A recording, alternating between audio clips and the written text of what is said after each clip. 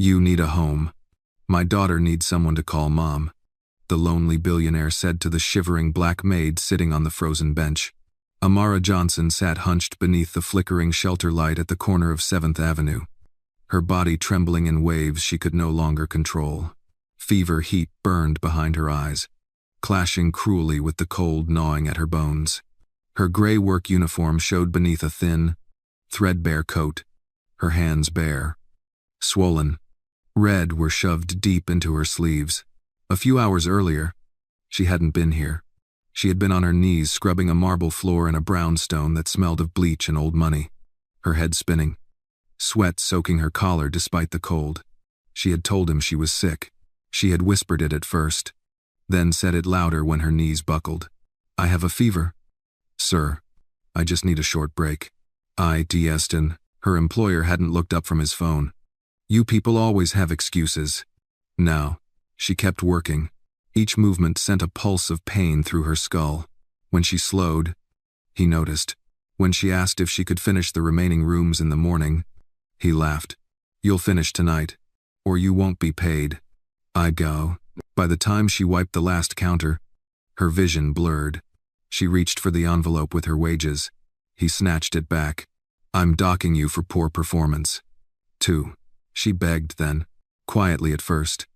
Then with tears she hated herself for. She explained about the fever, the missed bus, the snow. He called her lazy, ungrateful, said she should be thankful to have work at all.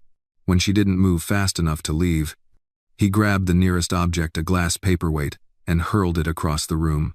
It shattered against the wall inches from her head. Get out, he shouted. Don't ever come back. Actions early. She stumbled into the night with nothing but the clothes she wore and a bag so light it might as well have been empty. The door slammed. The lock turned. Now, hours later, Amara coughed sharply, the sound tearing at her chest. She pressed her lips together, willing herself not to cry. She had learned long ago that tears didn't soften people. They only confirmed what they already believed. The wind swept down the avenue, scattering snow across her lap. She looked up once more, searching for headlights. For anything. Nothing answered. Then tires crunching on ice. A black SUV eased down the block, its headlights carving tunnels through the snowfall. It slowed, stopped. In the back seat, a little girl pressed her mittened hands to the window, breath fogging the glass. Her brown eyes were wide, thoughtful, too old for her small face. Daddy, she whispered. She looks cold, like Mama did, when I dream about her. Elliot Graves felt his chest tighten. For 2 years, he had driven these streets wrapped in silence. A man known everywhere and understood nowhere. He never stopped for strangers.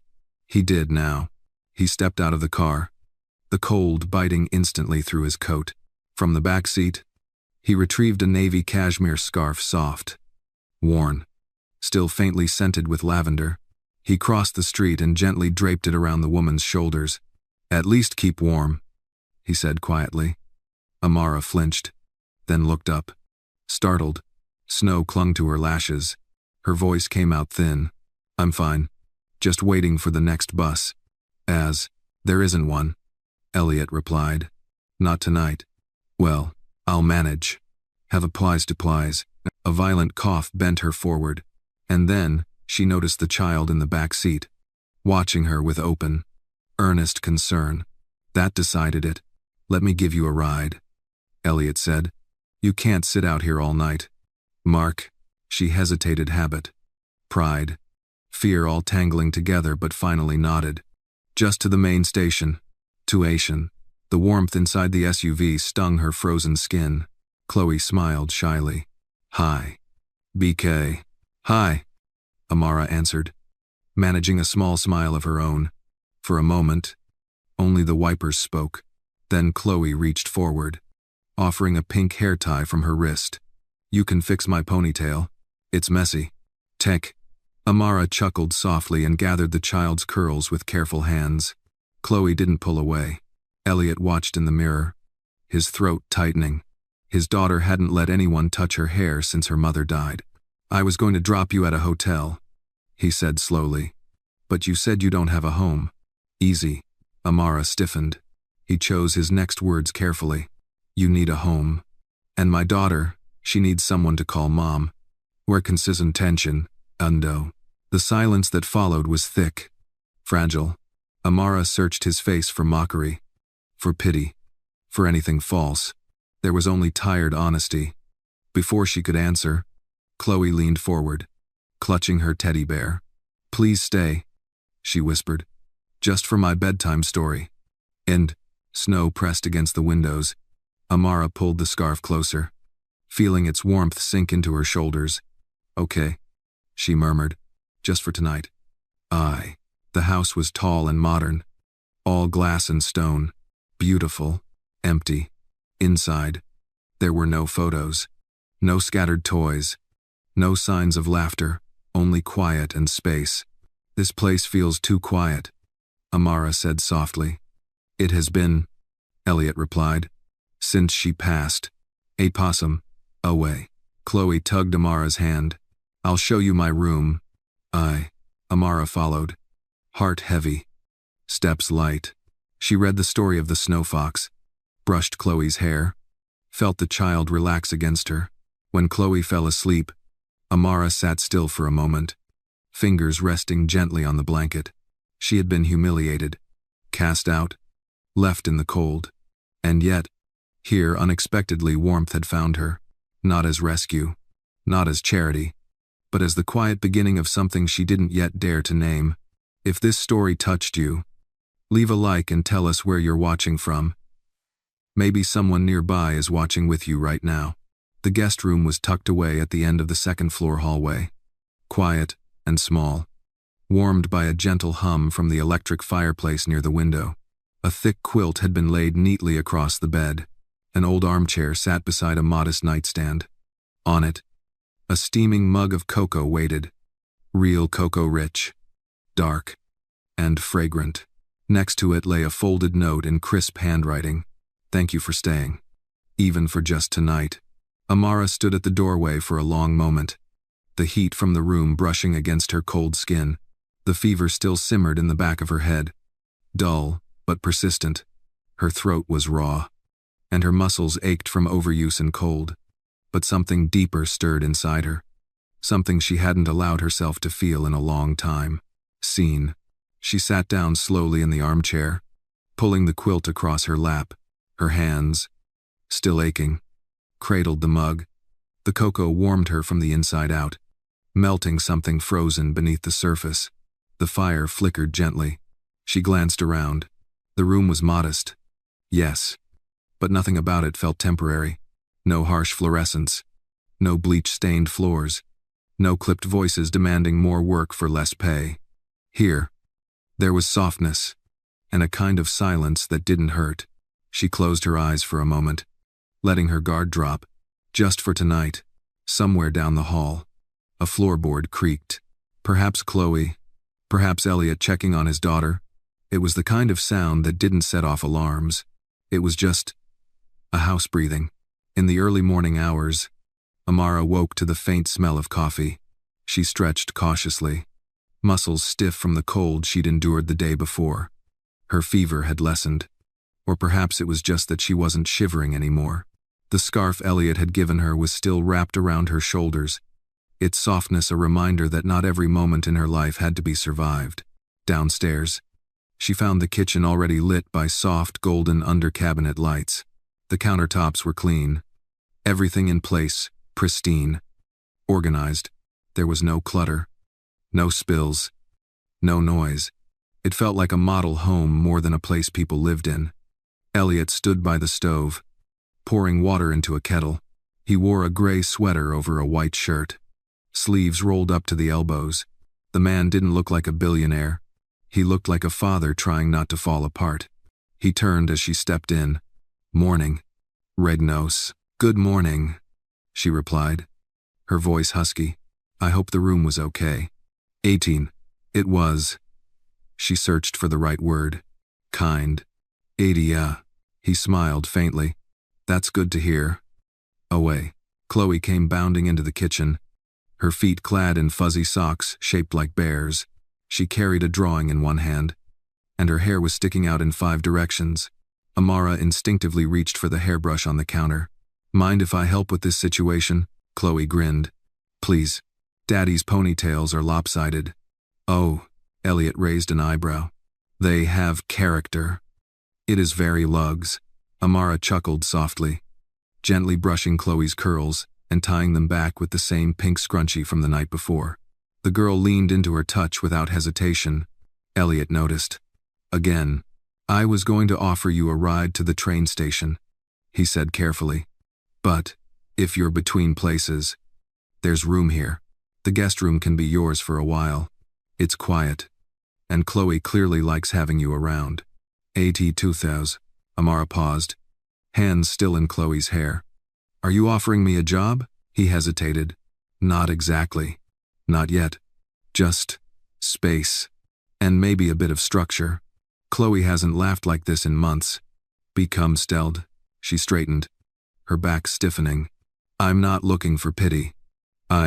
It's not pity," he said, meeting her eyes. "It's presence. And I think we both could use more of that." Arded. Amara looked at Chloe, who was now placing her drawing on the fridge, 3 stick figures holding hands, snow falling around them. "I don't do this halfway," Amara said finally.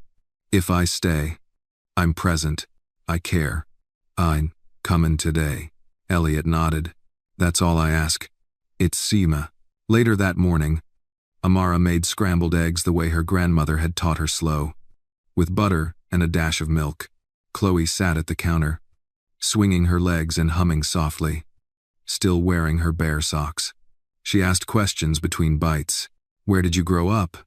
"Georgia," Amara said. "Small town. Lots of pecan trees." "Ugh, did you have a dog?" "I had a goldfish named Captain Bubbles." Chloe giggled, milk nearly spilling from her mouth. Elliot sat at the table, quietly sipping his coffee, watching them. After breakfast, Amara insisted on cleaning up, her body moving slower than usual but more purposeful. Her fever was a dull throb now. Manageable. Being useful helped. It gave her a rhythm. When she wiped down the table, she noticed a small antique clock sitting on the bookshelf, its face cracked, its ticking soft and irregular. "A little broken," she said aloud, mostly to herself. Elliot looked up. "It was my wife's. It's been that way since the accident." "Ah," Amara hesitated, then nodded. "Still beautiful." He didn't answer, but she saw something shift in his eyes. Later that afternoon, Amara took Chloe outside to catch snowflakes on their gloves. The girl twirled in the driveway, arms outstretched, laughter rising into the cold sky. For a moment, it felt like joy was not just possible but already here. That night, after Chloe was tucked in and the house had settled into quiet, Elliot stopped at the doorway of the guest room. Amara looked up from the book in her lap. "I wanted to say thank you," he said. "For what?" "For being kind to her. For making this house feel less hollow." She closed the book gently. "She's a special kid. Towels. She didn't let anyone touch her hair for almost 2 years." Amara blinked, surprised. "I think she sees something in you," he said. "Or maybe just remembers something she's been missing." End quote. Amara looked at the fire, then back at him. "I'm not trying to replace anyone." Ignat aggressed. "I know," he said. "That's not what this is." He turned to go, but paused. "Good night." Amara. "Well, Tupper. Good night." Elliot. "Duex." As the fire flickered behind her, she realized she wasn't cold anymore. Not just from the cocoa, not from the quilt, but from something gentler, something like the first flame in a long winter. By the 3rd morning, Amara's body had begun to settle. The fever had mostly gone, leaving a shadow of fatigue that clung to her shoulders like a shawl. But the cold ache had been replaced with something warmer, a rhythm, a familiarity she hadn't expected to grow so quickly. She rose before sunrise, quietly moving through the house in socked feet. In the kitchen, she brewed coffee in silence, her fingers moving instinctively grind. Pour. Stir. A few minutes later, she laid out 2 mugs on the counter. One was hers. The other she placed beside a napkin, folded neatly. On the napkin, she wrote in cursive, soft and small, "Good luck today, or at least fewer meetings." "Oh," the coffee maker hissed. She smiled to herself. There was something soothing in doing small things for someone who didn't ask but still noticed. By the time Elliot stepped into the kitchen, his tie half-tied, he paused mid-step. "You're up early," he said. "Old habits," she replied, sliding the second mug toward him. "Thought you might need this." He glanced at the folded note, reading it quickly before folding it again and tucking it into his jacket pocket without a word. "Thank you." Buddy 1. Chloe came bounding down the stairs moments later, still in pajamas, one slipper missing. Her hair was already half undone. A small curl stuck to her forehead. "Someone needs a quick ponytail," Amara said, crouching with the brush in hand. Chloe grinned and knelt, bouncing on her toes. "Can I have 2 braids today?" "Of course."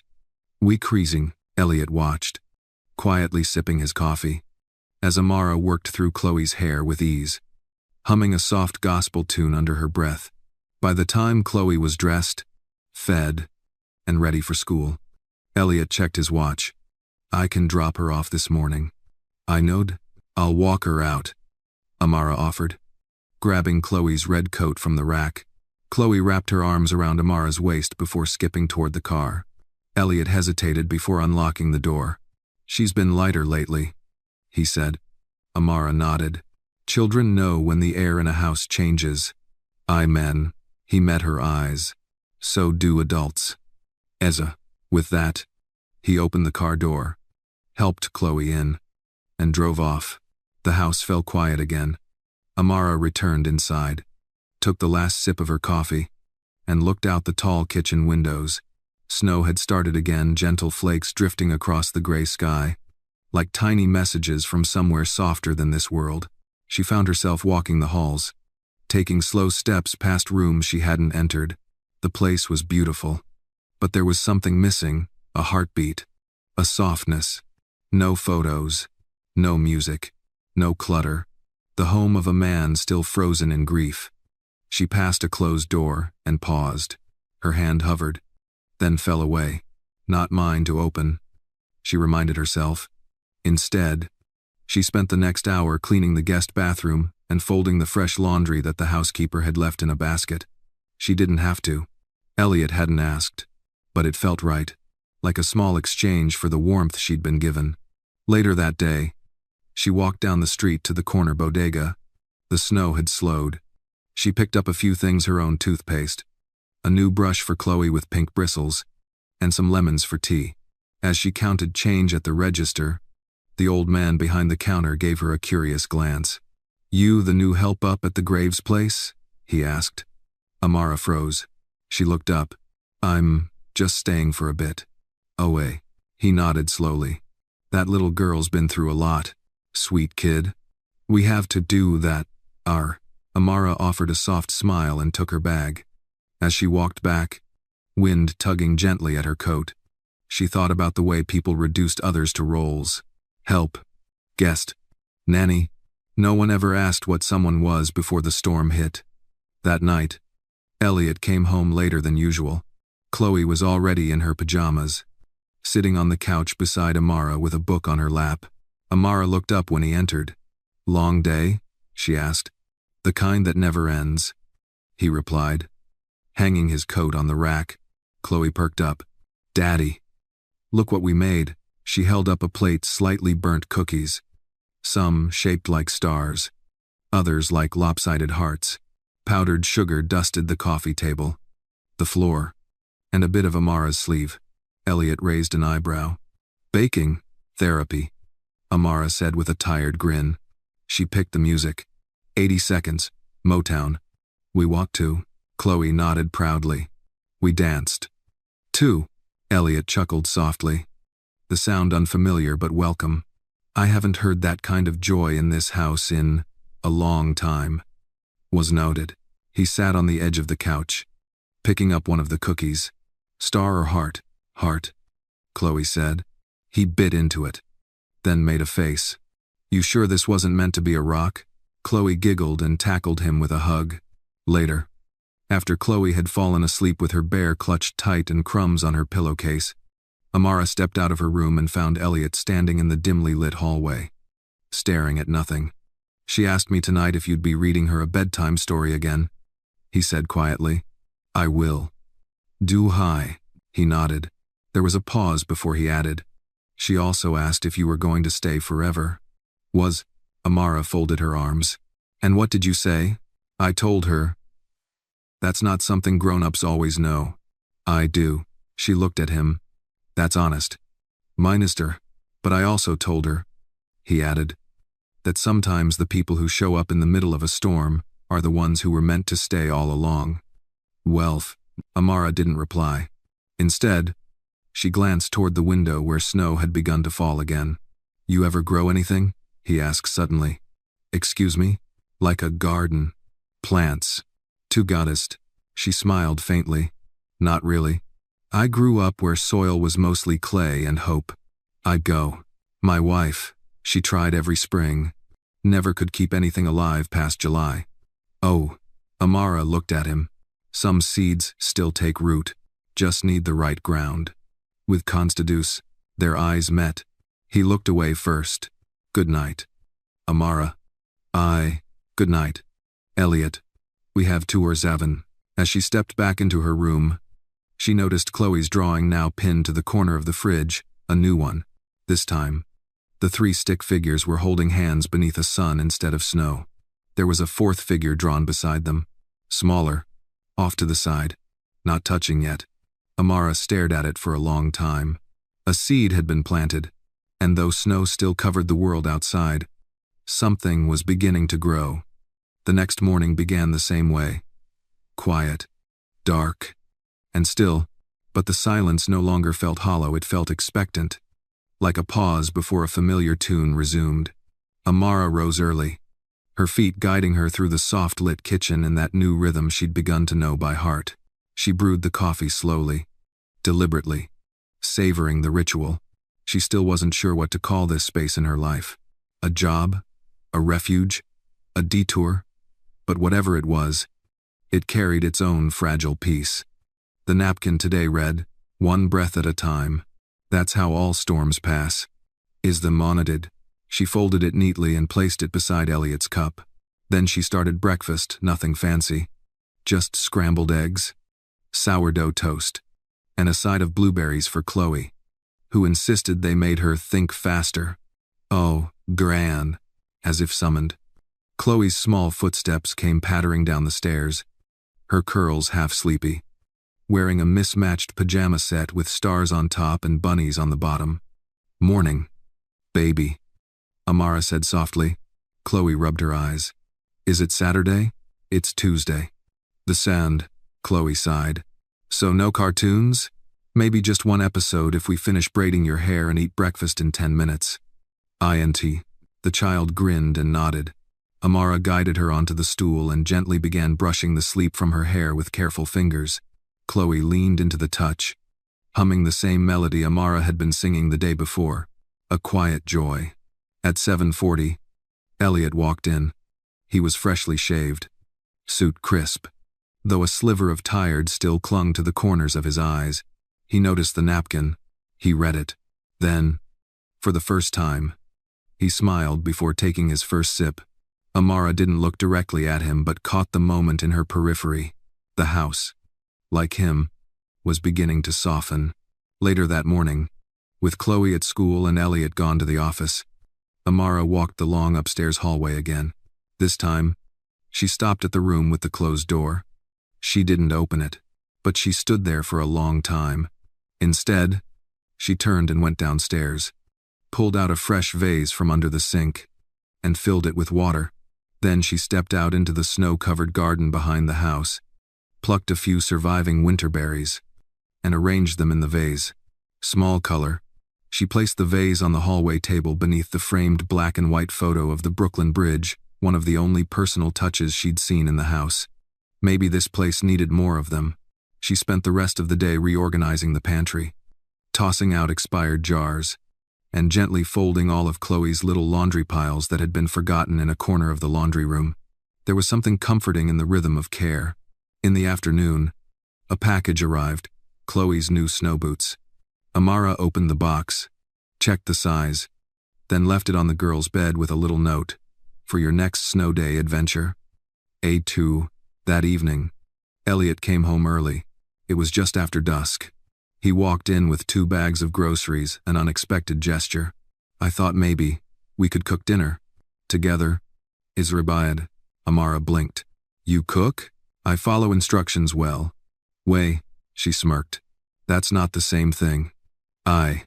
"Close enough." "I." Together. They stood in the kitchen while Chloe colored at the dining table. They chopped onions, laughed when Elliot dropped half a carrot behind the counter, and debated the correct amount of garlic for a roast chicken. "More," Amara insisted. As the food baked, the house filled with a smell that hadn't visited in years, home cooking not meant for guests, or galas, or catered events, just a simple meal between people who had nothing to prove to each other. When they sat to eat, Chloe looked up at both of them and said, "It smells like Grandma's house." "Eza, your mom's mom?" Elliot asked gently. Chloe nodded. "When she made soup and sang in the kitchen with Dodja." Amara glanced at Elliot. His expression was unreadable for a moment, caught somewhere between memory and grief. After dinner, they cleaned up together. Chloe washed a few small plastic plates. Standing on a chair Amara had steadied for her, Amara dried. Elliot rinsed. It felt almost theatrical in how ordinary it was. And yet it was real. Later that night, with Chloe fast asleep and the dishes done, Amara stepped out to the back patio for air. The snow had stopped. A thin crust of ice sparkled under the moonlight. She stood in the quiet, arms crossed against the chill. "I used to love the snow," Elliot said from behind her. "Before. Do have a -5. She turned slightly. "Before?" "Before it reminded me of loss." He stepped forward, coat wrapped tightly, his voice low. "That night, the night we lost her, it snowed. Just like this. I waited in the ER parking lot for hours. And when they told me," he paused. Amara didn't fill the silence. Some words needed space. He continued, his voice rougher now. "I kept thinking, how can the world be so white, so quiet, when everything inside me was breaking?" Amara's eyes burned. He turned to her. "This is the first winter I haven't hated it. Because of you. I'm Seed," she swallowed. "I'm just a guest. Too. Elliot shook his head slowly. "You're more than that." Braided Janels. She didn't answer. But when he turned to go back inside, she lingered in the snowlight just a moment longer, letting the quiet settle, letting the warmth between walls seep just a little deeper into her bones. The next morning would come, and with it, more small rituals, napkins, braids, cocoa.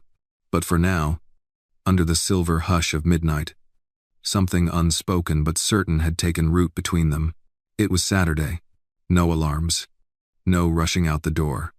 Just snow piled like soft mounds of sugar on the windowsills and a warm hush filling the house. Amara stirred first, still not used to the luxury of sleeping in. She lay still for a moment, listening. No sounds from the hallway yet.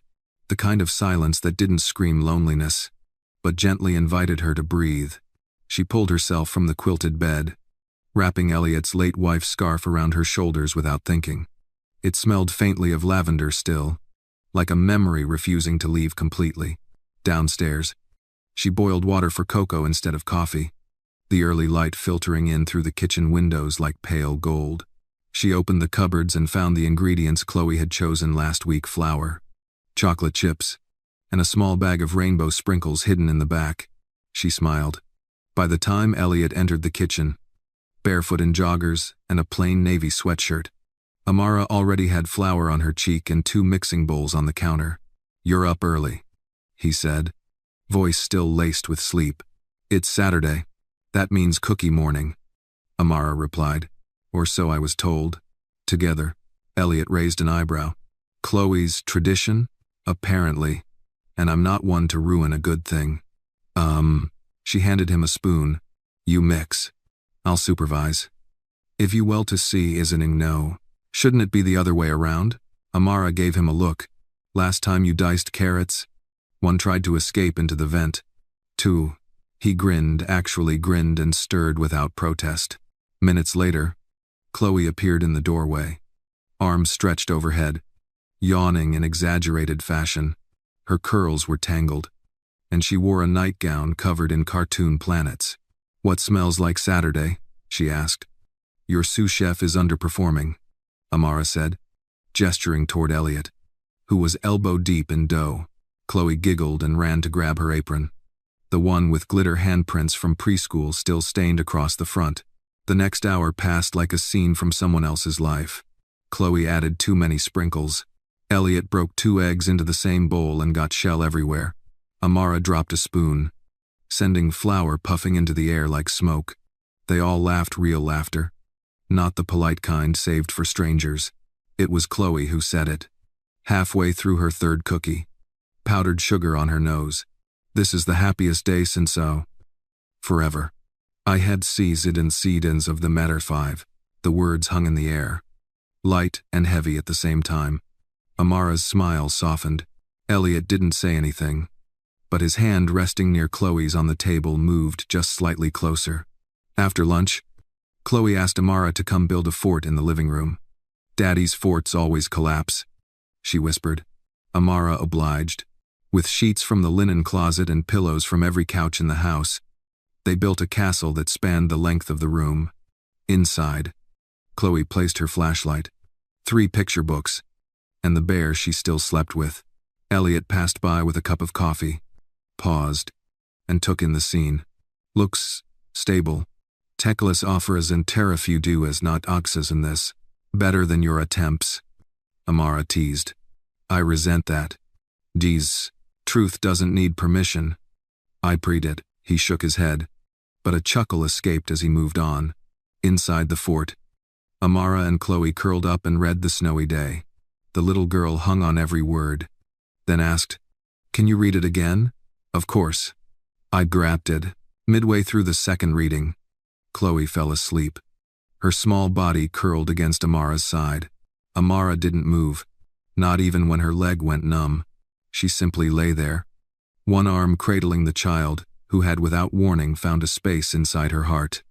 The peace was interrupted by the soft sound of footsteps. Elliot peeked in through the folds of the fort's blanket wall. His voice was barely above a whisper. She out? Amara nodded. He crouched outside the opening, resting on one knee. She trusts you. Eder. Amara looked down at the child, breathing steadily against her. She's easy to love. Acts 2. So are you. Artie. The words caught her off guard. She looked up. Elliot didn't move, didn't try to take it back. He simply let the moment settle between them, like snow falling gently onto already covered ground. Amara swallowed. You barely know me. Eeper. I know enough. She opened her mouth, closed it again. He stood slowly. I'll be in my office. Was not a go. After he left, Amara remained in the fort for a while longer, unsure of what had just shifted but knowing something had. Later, when the sun dipped and the house bathed in the soft golden hour, Elliot returned with something in his hand, a photograph. He handed it to Amara in the kitchen. It was a picture of his late wife holding Chloe, both of them smiling, wind blown on a pier somewhere. She loved Saturdays, said they were the best kind of days because you didn't owe them anything. Even. Amara studied the photo, then looked up. You still love her? He nodded. Always will. Odie's scree down. I'm not here to replace her. We done forgotted. His voice was steady. I don't want you to go. I am. Amara let out a slow breath. So what do you want? Elliot hesitated. To believe it's possible to feel something again, without betraying what I already had. Tupries. She looked at him for a long moment. Then maybe, she said. We start with cookies and forts, one Saturday at a time. Ideas. That night, Chloe drew a new picture at the table. 3 stick figures again. This time, one was in a red scarf, another in a long dress. All were standing beneath a rainbow with the words, My family scrawled in bright purple crayon. Elliot saw it. Smiled. Can we put it on the fridge? Chloe asked. Absolutely, he said. Amara pinned it up with a magnet shaped like a sun. No one said the words out loud. But in that simple gesture, something was declared. A seed had cracked open. Not fully bloomed. Not yet. But it was growing. The storm returned without warning that night. Thick snow rushed the windows like ghosts trying to get in, and the wind howled low through the corners of the house, like a memory begging to be heard. Amara woke with a start. She didn't know why at first. The room was dark, quiet, and still. The fire in the corner had gone low, casting a soft orange glow that danced across the floor. Her body ached in that dull, familiar way residue from the week before when she was left in the cold too long. She blinked, then sat up, ears tuned. There it was again. A soft sound, a whimper, not from the wind. She slipped from the bed, pulled on her robe, and stepped into the hallway barefoot, careful not to creak the floorboards. The sound came again, higher now, fragile, a child's cry. Amara's heart tightened. She moved quickly but silently toward Chloe's room. The door was cracked open. The dim nightlight painted the little girl's room in gold and gray shadows. Stuffed animals lay scattered across the floor like tiny soldiers asleep. But Chloe sat upright in bed, arms wrapped around her bear, tears streaking silently down her cheeks. "Sweetheart," Amara whispered. Stepping inside, Chloe didn't look at her at first. Her body trembled. Lips parted in a soundless sob. Amara crossed the room in 2 quick steps and climbed onto the bed. She pulled Chloe into her lap without a second thought, wrapping her arms around the child like a fortress. "I'm here," she murmured. "It's okay. I've got you." 18. Chloe clung to her, her small fingers gripping Amara's robe like a lifeline. "Don't go," the girl whispered. "Please don't go." "It two-hand, Krasta. I'm not going anywhere." "Would Chloe pressed her face into Amara's chest. Her breath hitched, and then barely audible came the word, "Mommy, please don't leave again." "Enfriet." Amara froze. For one long second, her breath caught, suspended in the room like the hush before snow falls. She tightened her arms around the girl, rocking her gently. "I'm right here," she whispered, voice cracking just slightly. "You're safe, Chloe. I promise." Tekentina, unseen. In the hallway, Elliot stood frozen. He had been woken by the same whimper. He'd meant only to check on his daughter, to peek in and make sure she hadn't kicked off her blanket or dropped her bear. But now, he stood rooted outside the room, a ghost in his own house. "Mommy," the word slammed into his chest, hollowing him out like a blow he hadn't prepared for. His breath shortened, his jaw clenched. He watched, unable to step inside. Amara, still holding Chloe, didn't see him, didn't know. She simply continued to murmur soft promises into the girl's ear, brushing her curls gently until Chloe's sobs slowed, softened, turned to breathing again. When she was sure Chloe had drifted off, Amara laid her gently back onto the pillow, tucked the blanket up to her chin, and kissed her forehead. The room glowed with quiet. Elliot turned away before Amara stepped out, disappearing down the hallway without a sound. He didn't want her to see his face, didn't want her to read what he couldn't hide. Downstairs, he sat alone in the darkened living room, the storm outside echoing the one inside him. He didn't sleep, not that night. When Amara woke the next morning, the house felt different, the kind of different you could taste in the air before a storm breaks. Something had shifted, something subtle, but sharp. She came down to the kitchen and found it empty. No coffee pot gurgling, no clatter of Chloe's cereal bowl, no footsteps from upstairs. She waited a few minutes, then made breakfast anyway, pancakes shaped like clouds, just how Chloe liked them. The table was set, napkins folded, but only one seat was filled. Eventually, Chloe came padding in, quiet and pensive, her usual bounce gone. Amara helped her into her chair, tied her hair gently, even though the child didn't say much. "Want me to walk you to the car today?" Amara asked softly. Chloe nodded without a word. But Elliot didn't appear. Not that morning. Not the next. When Amara passed him in the hallway later that week, he gave only a brief, polite nod. The kind of nod you give a stranger in a waiting room. His eyes didn't meet hers. Gone was the man who made jokes while chopping onions. Gone was the father who crouched outside blanket forts with a smile in his eyes. He had folded back into himself, retreating behind the careful mask she'd seen the first day. And Amara knew why. He heard it. He heard Chloe call her mommy. And that word, the one that had caught Amara off guard with warmth, had shattered something in him. The rest of the week passed in strange dissonance. Chloe still reached for Amara's hand, still asked for stories before bed, still laughed when they baked or played. But Elliot was gone from the space between them, physically present, emotionally absent. At first, Amara thought maybe she'd crossed a line. Maybe her comfort had confused Chloe, had awakened something unspoken too soon. But deep down, she knew it wasn't her fault. And it wasn't Chloe's either. It was grief, raw and sharp. Grief that still lived in this house like a fourth, uninvited presence. Grief that whispered in the walls and pushed Elliot further away every time life tried to come back in. One night, when the house had gone still, Amara wandered the hallway again. She stopped in front of the closed door, the one she'd never entered. This time, it was ajar, just slightly. She hesitated, then pushed it open gently. The room was untouched, neat, intact, preserved like a moment in time. Medical journals and novels lined a tall bookshelf. A pale blue comforter was tucked tightly on the bed. On the nightstand, a framed photo of a dark-haired woman smiling with her eyes. The scent of lavender lingered faintly, like perfume fading from memory. Amara didn't touch anything.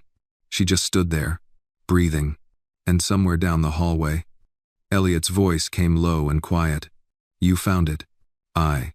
She turned. He stood at the doorway, one hand on the frame. "I haven't changed anything," he said. "She was everything." "Was no way." Amara nodded. "She must have been extraordinary." "Right. She was brilliant, kind, and stubborn as hell." He smiled faintly, painfully. She would have hated how quiet this place became. "Was not a day. You don't have to erase her," Amara said. "But Chloe still needs someone now. So do you." Graced. For a long moment, Elliot said nothing. Then he looked up, not at the room, but at her. Not as a replacement, but as someone who had shown up in the storm. "I'm scared," he said. Amara's voice was barely a whisper. "Me too." She stepped out of the room, gently leaving the door open behind her. And somehow, that made all the difference. It was the first Saturday in weeks that didn't bring snow. Instead, a thin winter sun hung low in the sky, spilling pale gold across the sidewalks of Central Park. The trees stood bare and brittle, but the air was kinder. Chloe ran ahead of Elliot and Amara, bundled in her new red coat, chasing pigeons with a giggle that echoed like wind chimes down the walk. Amara walked slowly beside Elliot. Their pace matched. Unspoken, she held Chloe's mittens in her gloved hand, ready for when the child tired of running and needed warmth again. A thermos of cocoa peeked from Elliot's coat pocket. They had packed it together this morning, their hands brushing once or twice. Neither had pulled away quickly. "She's glowing," Amara said, watching Chloe twirl near a snow-dusted bench. "She's not rested." "Lighter," Elliot replied, "like something's finally been let go." "I got it." Or someone let her feel again. Their eyes met briefly before they both looked away. A silence stretched between them. Not awkward, but tentative, like standing on ice you're not sure will hold. Amara noticed Elliot watching Chloe closely. The way he carried himself had changed. Just slightly. He wasn't watching to protect her from breaking anymore. He was watching to see her live. They stopped near the edge of the pond. Chloe came running back, out of breath, cheeks flushed with joy. "Can we take a picture?" she asked. Elliot hesitated, then smiled. "Of course." "It is not a good of now." He reached into his pocket for his phone. But before he could unlock it, a man across the path raised a camera. Snap. Click. Amara flinched. Elliot's eyes narrowed. Who was that? She asked. I don't know, Elliot replied slowly, watching the man disappear into the crowd. Chloe, oblivious, climbed onto the bench and threw her arms around both of them. Amara and Elliot smiled for the photo. But something shifted again, small, invisible. By late afternoon, the photo had surfaced on a New York social media page, one known for celebrity sightings and speculations. Billionaire Elliot Graves, spotted in Central Park with mystery maid and daughter, blizzard romance in full swing. By nightfall, it had gone viral. The next morning, Elliot didn't mention it, but Amara saw his jaw tighten when he checked his phone. She didn't ask. At the hospital later that day, where Amara picked up a weekend shift in the pediatric ward, she found herself cornered by one of the nurses. Carla, sharp-tongued, always watching. They're talking about you, Carla said, leaning in, voice low. Amara closed her locker. Who is they? Everyone. That photo is everywhere. Oh. Amara pressed her lips together. It's nothing. It is not other reason. Carla tilted her head. He hasn't said anything to the press? No. Eat. Well, Carla shrugged. Guess some people enjoy being the headline. It is. Amara didn't respond, but inside, a familiar knot twisted in her chest. Later that evening, Elliot was quiet during dinner. Chloe talked about school, about her art project and how a boy in her class tried to eat a glue stick, but the air around the table was thinner. No one addressed the elephant, the photo. The press, the whispers. After Chloe went to bed, Amara lingered in the kitchen. Elliot stood at the sink, rinsing mugs, his face unreadable. People are talking, she said gently. I know. Their content's 25. She waited for more, for a statement, a defense, a vow. Instead, he dried a cup and placed it quietly on the rack. I can handle whispers, she said. I know, he repeated. She turned toward him. But can you? He met her gaze, something restrained flickering in his eyes. I didn't ask for the spotlight. It is not off. I didn't ask for it either. But I'm in it now. So is Chloe. I be dear. He said nothing. The silence this time was colder, sharper. That night, Amara sat in her guest room long after the fire had gone out. She stared at the scarf folded on the armchair. She thought of Chloe calling her mommy in a dream, of Elliot vanishing behind his walls again, and of the world looking in, deciding what she was without knowing her name. She didn't cry. She didn't rage, but she folded the scarf carefully, smoothing its edges. Then she began to pack. The following week brought more headlines. Chloe didn't notice, but Elliot did. And Amara, though still helping with homework, still cooking dinner, still tying Chloe's braids, began to drift, like smoke from a dying candle. The invitation to the company's annual gala came on Thursday. Elliot handed it to her at breakfast. I want you and Chloe there. As. Amara hesitated. Are you sure that's wise? His voice was steady. It will be good for people to see you. Idea. At the gala, she wore a modest navy dress. Chloe wore white, a red ribbon tied at her waist. Elliot, in his usual black suit, looked untouchable. But the moment they entered the ballroom, conversations halted, eyes turned, lips whispered. As they crossed the floor, Amara heard it low, sharp, coated in syrup. She doesn't have a family name, no real credentials. I suppose making a child call you mommy is one way to secure your place. End quote. The words hit like ice water down her spine. Amara's hand instinctively tightened around Chloe's. She looked to Elliot. He had heard. She saw it in the slight shift of his shoulders. But he didn't turn, didn't defend. Instead, he smiled at a potential investor and began a conversation, cool and polished as glass. Amara didn't say anything. She bent down to Chloe's ear and whispered, Let's go home. Sweetie. Chloe nodded, tired from the noise and the heels. They left early. The house was quiet when they returned. Elliot had stayed behind. Amara moved slowly through the halls, her steps soft but final. She gathered her few things. The photograph Chloe had drawn, her scarf, the nightlight she kept by her bed. Then she stepped into Elliot's office, placed the scarf on the desk, and left a folded letter beside it. She didn't cry, but her hand trembled as she wrote the final line. Please tell Chloe I love her, as if she were my own. The door didn't slam. It clicked softly, like a whisper leaving the room. By the time Elliot returned home after the gala, the house felt off like the moment you open a book to find a page torn out. He walked into the kitchen, loosened his tie, and poured himself a glass of water. The silence hit first. Usually, even late at night, he heard something: Chloe's gentle breathing through the baby monitor, the creak of Amara's footsteps in the hallway, a light left on accidentally. Tonight, there was none of that. The house was clean, too clean. His eyes fell on the note. The scarf was folded carefully, her handwriting elegant. Quiet, looked like it had been written slowly, every curve deliberate. Please tell Chloe I love her, as if she were my own. He read the sentence twice. Then again, the last time. The words didn't blur. They burned. He sat down in the chair beside his desk, holding the scarf like a lifeline, and lowered his head into his hand. The world outside could have crumbled and he wouldn't have noticed.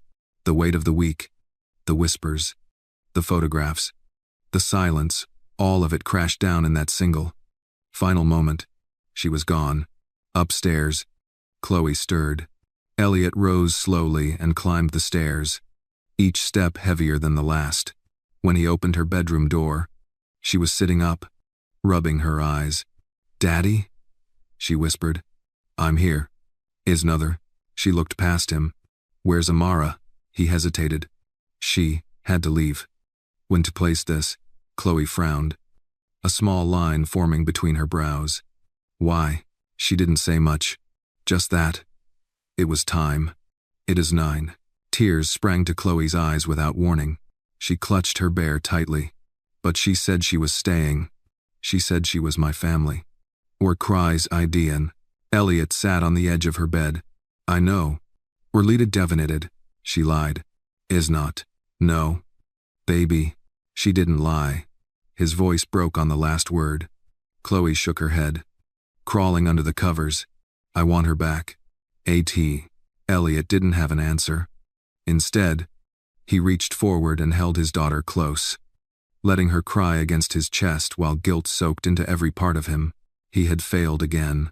First his wife, now Amara, and Chloe, small. Brave Chloe was the one paying for it. The next morning, there was no cocoa, no singing from the kitchen, no braids tied with care, just silence, and a little girl staring at her untouched cereal. The days passed in gray. Chloe grew quieter, her eyes scanning the door at odd moments, as though expecting Amara to walk in, apologize, say it was all a mistake, but she never came. Elliot sat in meeting after meeting, but nothing stuck. His team noticed it. The edge was gone. His assistant offered to clear his calendar twice, and when he refused, she gave him a look that hovered between pity and concern. The press tried to stir it up again, asking where the mystery maid had gone. If the story had taken a sad turn, the internet buzzed, then got distracted, then moved on. But Elliot didn't. One night, as he passed by Chloe's bedroom, he heard her whispering softly. He paused, pressed his ear to the door. She was speaking to her bear. "It's my fault. I shouldn't have called her mommy. I broke everything. I was Node." Elliot's throat closed. He didn't open the door. Couldn't. Instead, he walked down to his office, poured a scotch, and sat in the dark. He stared at the scarf on his desk, still folded exactly as she'd left it. Next to it, her note.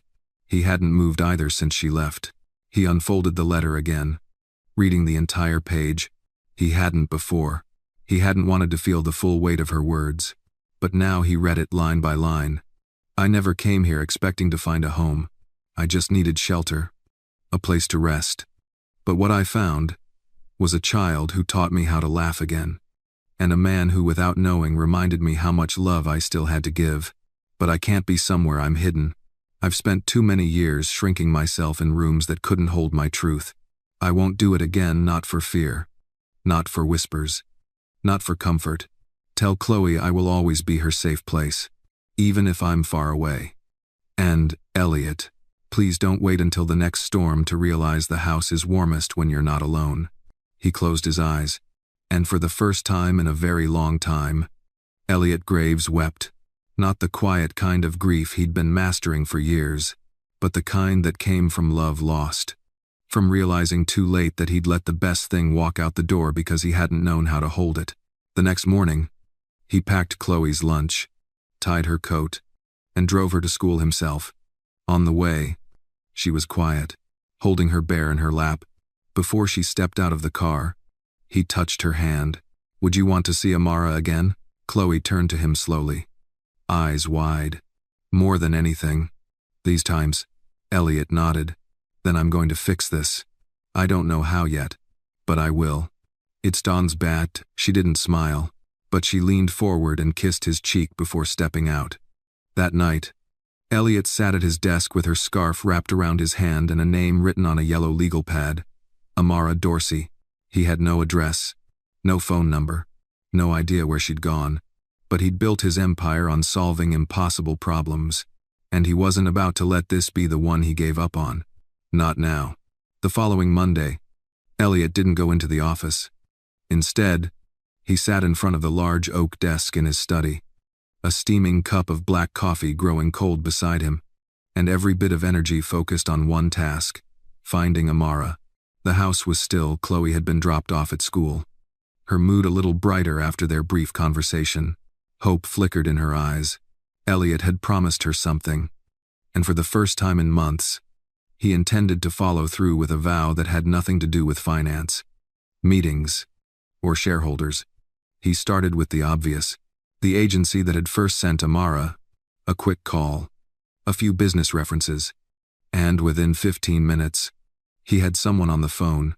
Yes, Amara Dorsey was placed temporarily with you through emergency winter relief.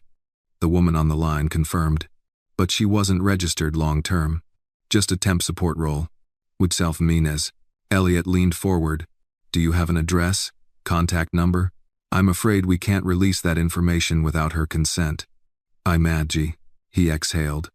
I understand. But, this is important. And guys. There was a pause on the other end. Then the woman said softly. She listed a contact reference. It's a shelter. Haven Hearts. South Bronx. Oh so. He wrote it down. Thank you, he said. He didn't tell anyone where he was going, not his assistant.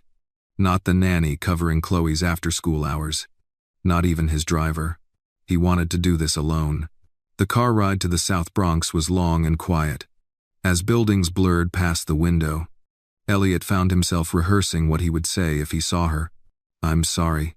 I should have stood up. I should have spoken when it mattered. You were never invisible to me. Come home. Haven Hearts was nestled between two boarded-up storefronts. Its front door painted a fading lavender. A handmade sign was taped to the glass. Hope lives here. I am. Elliot entered cautiously. Inside, a young woman in her 20s greeted him from behind a counter. Her nose pierced, and her sweater 2 sizes too big. Can I help you? Sir, I'm looking for someone. Amara Dorsey. She may have stayed here recently. The woman studied him with wary eyes. She doesn't want to be found by just anyone. I go. I'm not just anyone, Elliot said. And to his own surprise, his voice cracked. I need to apologize. And I need her to know that a little girl misses her every day. Is not. The girl's gaze softened. She left yesterday, packed her things and said she had a cousin in Albany. Took a bus out early in the morning. As Elliot's heart sank. But, the girl added, she left this, with me dime, from under the desk. She pulled out a small paperback book, worn edges. Soft cover. A pressed white envelope tucked into the pages. Elliot reached for it with trembling hands. The cover read, The Color of Water. Inside the front flap, her name was written in tidy script. Below it, just one note. For whoever finds this, may you know what it means to rebuild from ashes. The envelope had no name on it. Inside was a letter. Elliot, if you're reading this, I suppose you tried. I never doubted that you would. That's what hurts the most. You didn't fail me by loving your wife still. You failed me when you stayed silent in the moment I was reduced to less than human. When your presence didn't shield me. When your love didn't reach across the room. Even with your child in my arms. But I understand now. You're grieving. And grief makes cowards of the best of us. Still, I love Chloe. That will never change. And for a time, in your home, I felt something like a future. Maybe that was the gift. Maybe that's all it ever needed to be. If our paths cross again, I hope we're both braver. Amara. Elliot closed his eyes. He pressed the letter to his chest and stayed there for a long moment. The air around him buzzing with regret and something else resolve. That night, back at home, Chloe asked the same question she asked every night now. Any news? Elliot knelt beside her. She's okay, but she needed space. It's Sina. Chloe's face fell. But I wrote her a letter. He added, would you like to write one too? She nodded quickly. Together, they sat at the dining room table. Elliot wrote first. His words precise, but honest. Amara. I was silent when I should have spoken. I was safe when I should have been brave. I let my fear of public scrutiny outweigh what I owed you. Protection. Acknowledgement. Truth. I'm sorry. I don't want to move on from what we had. I want to move forward with it. Come home. Or let me come to you. Please. Then Chloe's letter short. Scrawled in crayon. I miss you. I love you. Daddy made pancakes, but they weren't as good. Come back. I saved you the red crayon. They mailed the letters together the next morning. There was no reply for days. Then a week. Chloe stopped asking. But Elliot didn't stop hoping. One Friday evening, just as the sky turned lavender above the Manhattan skyline, a package arrived at the door. No return address. Inside, a drawing. A stick figure family of 3. And beneath it, in careful handwriting, sometimes love leaves to see if it's missed. Thank you for noticing. M. Elliot stared at it. Breath caught. He turned the drawing over. On the back, just a line. See you soon. Ender Parrish. The first snow of February had come late. But when it arrived, it fell thick and fast. New York was blanketed again, and the city seemed to sigh under its weight quieter. Slower, kinder in its hush. Chloe was in the living room that evening, coloring by the fireplace. Her new drawing was full of bright yellows and reds summer colors, as if she were willing spring to come early. Elliot stood in the kitchen, pouring hot chocolate into 2 mugs. He added the marshmallows carefully. Just how Amara used to 3 in each. Chloe always counted. He'd been waiting for a sign that her note wasn't just closure, but a key. Do you think she'll come back before my birthday? Chloe asked suddenly, not looking up from her drawing. Elliot paused. I hope so, he answered. She knows where we are. That's something. I have seasoned. Chloe tilted her head, then drew a heart in the corner of her paper. I think she misses us. Ards, I think so too. When to Cannig. Just then, the doorbell rang. Elliot frowned. They weren't expecting anyone. The neighborhood rarely saw visitors unannounced. Especially not after dark. Especially not in snow like this. Chloe perked up. Maybe it's a package. Elliot set down the mugs and walked to the front door, adjusting the sleeves of his sweater. When he opened it, the cold hit him first. Then his heart did a strange, slow twist. Amara stood there. Snow clung to her coat and in the curls of her hair. Her cheeks were flushed from the wind, and she looked like she'd walked from another world just to get here. In her hands, a small suitcase. Nothing more. I hope I'm not too late, she said softly. Elliot stared for a moment, unable to breathe, much less speak. Then, almost as if his body moved before his brain did, he stepped aside. She entered slowly, her boots damp, her gaze flicking across the space like it was both familiar and foreign. The warmth wrapped around her instantly. The smell of cocoa, the sound of Chloe's pencil scraping the page, the golden light on the hardwood floor, it all tugged at her chest. Chloe looked up and dropped her crayon. Amara. She launched off the floor and into Amara's arms before anyone could say a word. Amara dropped the suitcase and caught her mid-leap. holding the child so tightly it was as though she was afraid she might disappear again. "You came back," Chloe whispered. "I told you," Amara said, kissing her hair. "You were never not my family." They stayed like that for a while still, breathing each other in. Elliot watched from a few feet away, his throat tight, his hands still cold from the door handle.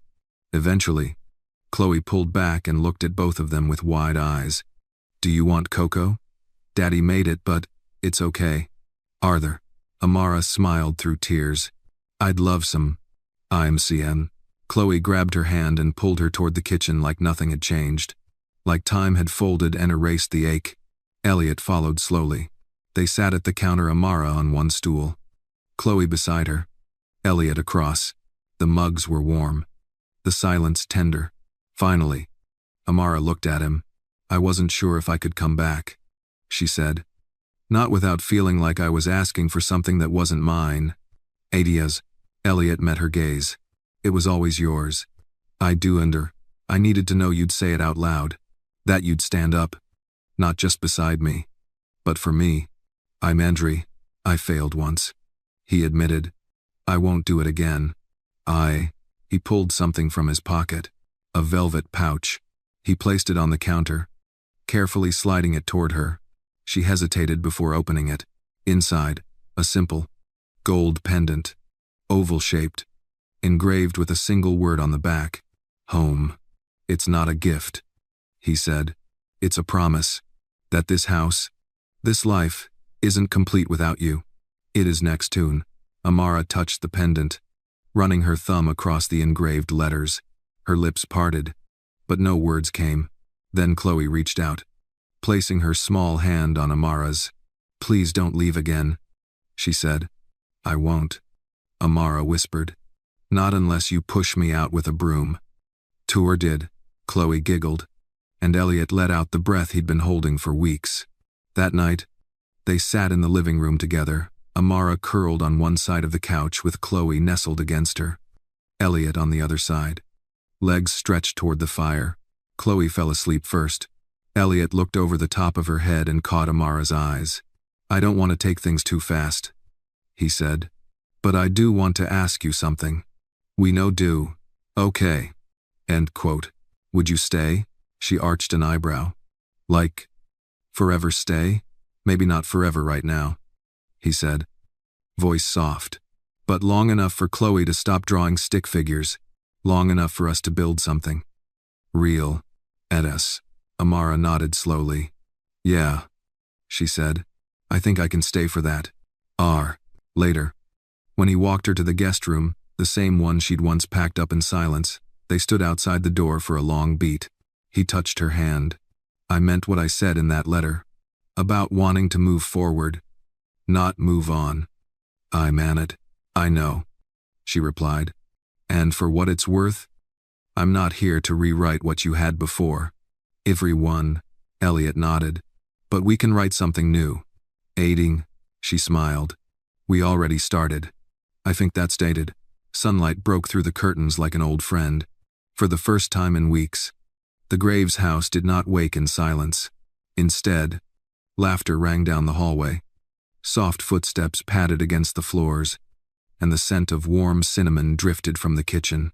Amara stood by the stove in a gray knit sweater and jeans, barefoot, humming an old Motown tune under her breath. She flipped a pancake with the confidence of someone who knew exactly how her audience liked it, crispy at the edges, soft in the middle.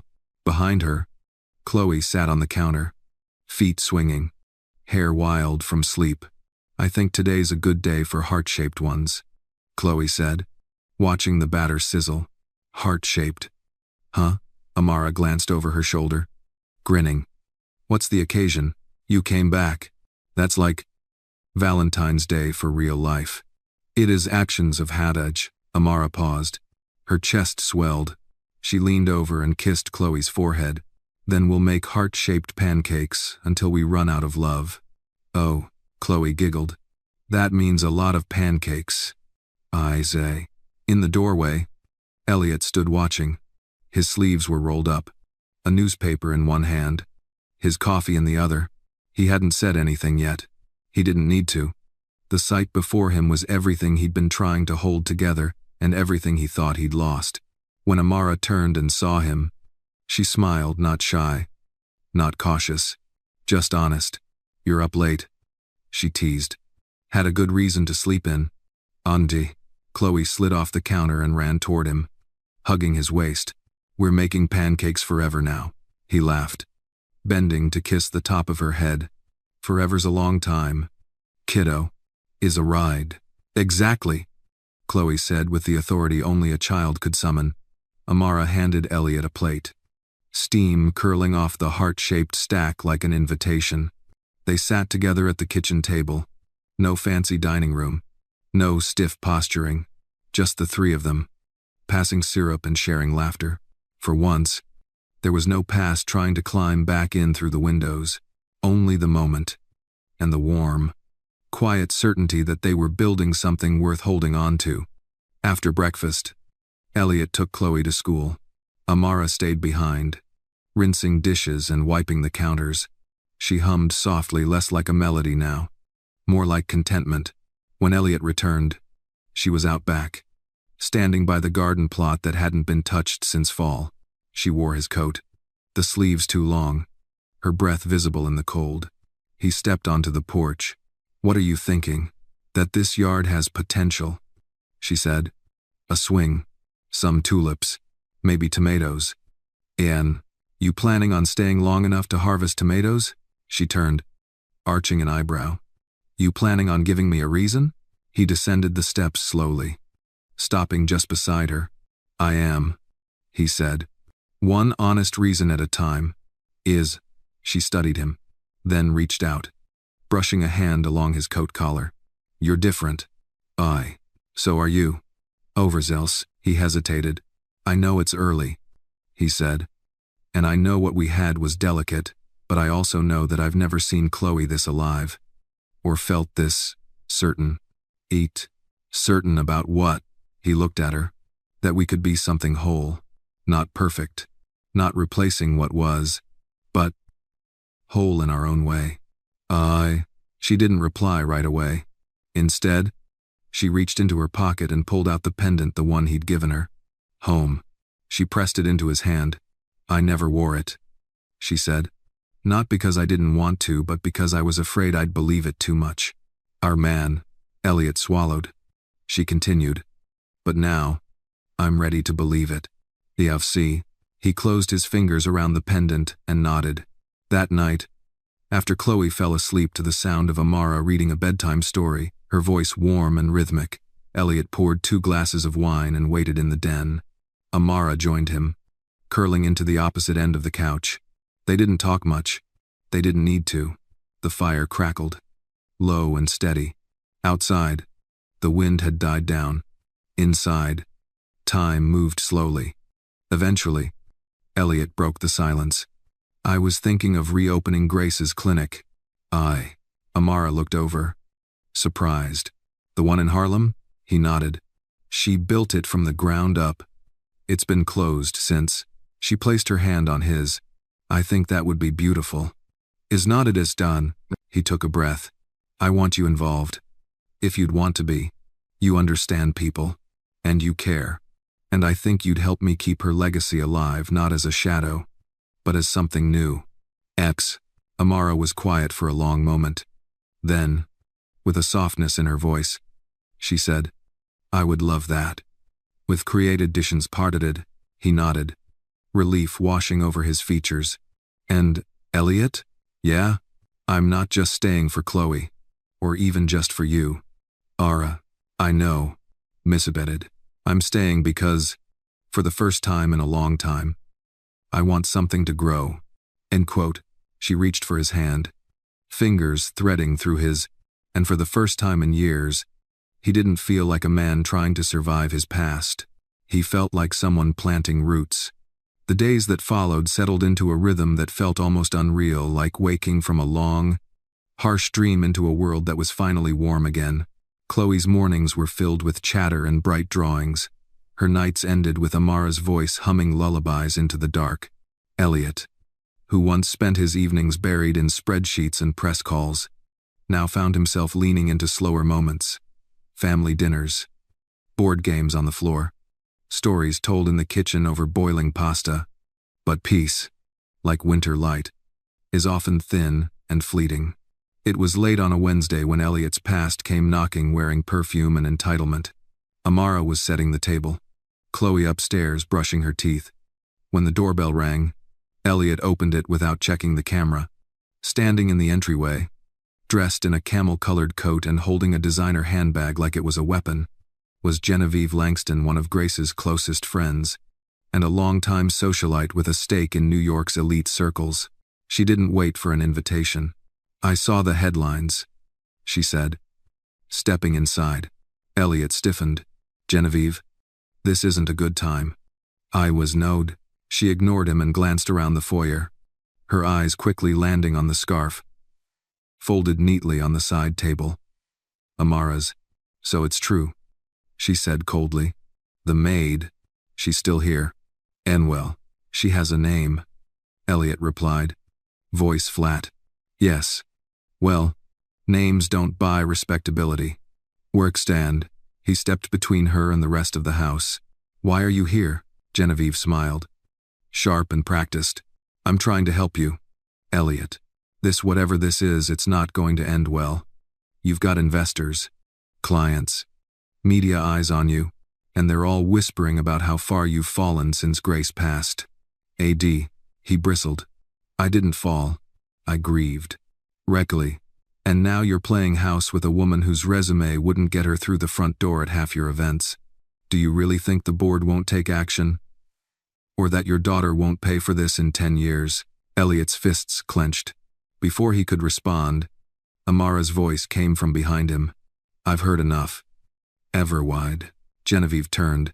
Amara stood in the hallway, holding a folded cloth napkin. Her voice was calm, but her eyes, they burned with quiet strength. "This is his home," Amara said evenly. "And mine now, too. You don't get to walk in here and spit on that because it makes you uncomfortable."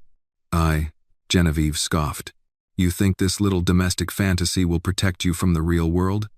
This isn't some fairy tale." "No," Amara said. "Fairy tales don't come with grief, racism, or judgment wrapped in designer silk. But this is real. The hurt, the healing, and the love we're building in spite of people like you. It is nine." Genevieve's lip curled. "You're nothing." I'm everything Chloe needs," Amara replied, stepping forward. "And I'm exactly the kind of woman Grace would have wanted her daughter to be raised by." "Oh." The room went still. Genevieve's face darkened. "You're going to regret this," she said to Elliot, but he didn't flinch. "I already regret letting people like you define how I lived for so long." Genevieve turned on her heel and stormed out, her heels clicking sharply on the marble. When the door closed, silence fell again. Elliot turned to Amara. "I'm sorry." "Wins, of course. You don't have to apologize for her." "I'm stayed." He stepped closer. "No. I mean for all the times I let voices like hers speak louder than mine. Or yours." 8. Amara looked up at him. "You didn't today." With Odu's, he reached out, gently touching her arm. "I meant what I said. This is your home, and I will never let anyone take that from you." "Is the stab?" She nodded once. Then Chloe called from upstairs. "I'm ready for my story." Amara smiled faintly and turned to go, but Elliot caught her hand. "She's not the last ghost that'll come knocking," he said quietly. "Are you sure you're strong enough for this?" Amara looked him square in the eyes. "I've lived through worse than whispers." "Is blue gettest." That night, as she tucked Chloe in and sang softly under her breath, Elliot sat outside the door, listening, and when Amara stepped out, he didn't say anything. He just held out his hand. She took it. Later, in the quiet of the living room, he brought out a photo album, one he hadn't opened since Grace passed. "Do you want to see her?" he asked. Amara hesitated, then sat beside him. Page by page, he showed her Grace laughing, dancing, holding baby Chloe. They talked quietly, not about what was lost, but about what could be honored. When the last photo closed, Amara leaned her head against his shoulder. She was beautiful, she whispered. She would have liked you, he replied. She would have challenged me.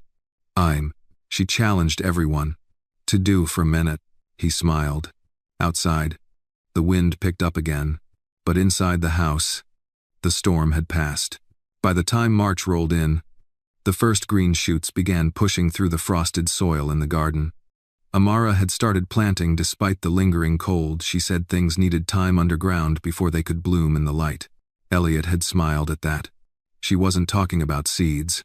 Every Saturday, Chloe helped her, wearing oversized gloves and a pink beanie. She'd dig with focused determination, while Amara guided her gently. Not too deep, baby. Let the earth breathe. Israeli minest. Elliot watched from the patio most mornings, sipping coffee, his world narrowing to these moments, simple, unshaken, real. But nothing real ever stays untouched. That Monday, Elliot's phone rang at dawn. Mr.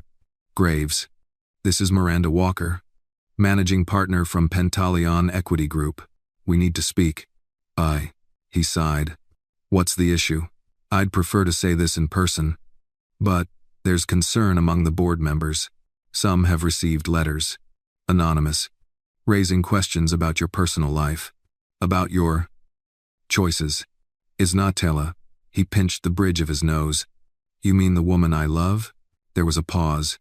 That's one way to frame it. He met Miranda that afternoon in his office downtown. She slid a folder across his desk, thick with printed screenshots, social media posts, and emails. He didn't need to read them.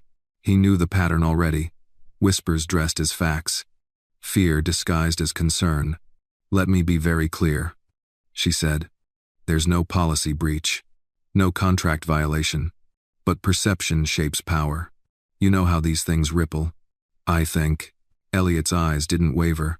And what's the board suggesting? Distance, she replied. Until things settle. No public events. No family outings that invite speculation. Keep it quiet. He stood slowly, adjusting his cuff. Let me be clear in return.